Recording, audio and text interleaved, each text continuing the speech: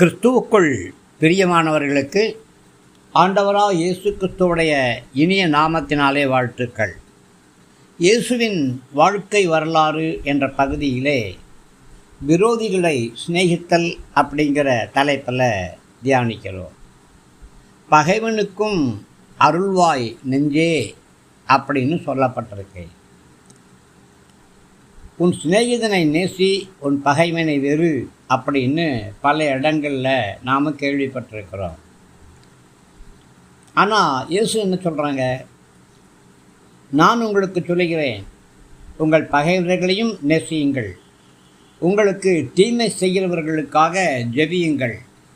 நீங்கள் இதை செய்தால் பரலோகத்தில் உங்கள் பிதாவுக்கு உண்மையான குமாரர்கள் ஆவீர்கள்.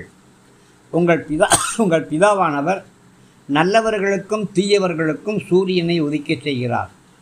உங்கள் பிதாவானவர் நன்மை செய்பவர்களுக்கும் தீமை செய்பவர்களுக்கும் மழையை அனுப்புகிறார். உங்களை நேசிக்கிறவர்களை மட்டுமே நீங்கள் நேசித்தால் உங்களுக்கு எந்த வெகுமதியும் கிடைக்காது. வரி வசூலிக்கிறவங்க கூட அப்படித்தான் செய்கிறாங்க. உங்கள் நண்பர்களோடு கூட மட்டுமே நீங்கள் இனிமையாக பழகினா மற்றவர்களை விட நீங்கள் எந்த விதத்திலும் சிறந்தவர்கள் கிடையாது. தேவனை மறுக்கிறவர்கள் கூட தங்கள் நண்பர்களுக்கு இனிமையாக இருக்கிறார்கள்.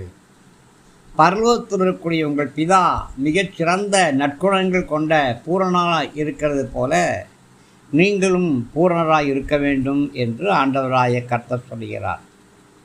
உங்கள் சத்துருக்களை நீங்கள் நேசியுங்கள். உங்களுக்கு தீமை செய்கிறவர்களுக்கு நீங்கள் நன்மை செய்யுங்கள். இதுதான் இயேசுவுடைய வார்த்தை, பின்பற்றுவதற்கு லகுவான வார்த்தை. கடினமான எந்த பாரங்களும் கிடையாது. யார் உங்களை பகைத்தாலும் அவர்கள் மேலே அன்பு செலுத்துங்கள். அவர்களை பார்த்து ஒரு புன்முறுவல், ஒரு நேசத்தின் சிரிப்பு சிரியுங்கள். அவர்களை அன்பாய் விசாரியுங்கள், அக்கறையாய் விசாரியுங்கள். உங்களால் இயன்ற சின்ன சின்ன உதவிகளை அவர்களுக்கு செய்யுங்கள். உங்களுடைய சத்துருக்கள் உங்கள் நிமித்தமாக தலை கவிழ்ந்து போவார்கள். உங்களை கொண்டு அவர்கள் இயேசுவை அறிந்து கொள்ளுவார்கள். இயேசுவை சொந்த இரட்சகராய் ஏற்றுக்கொள்வார்கள்.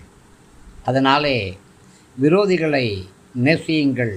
இதுதான் இயேசுவுடைய உண்மையான அன்பு. ஆமேன்.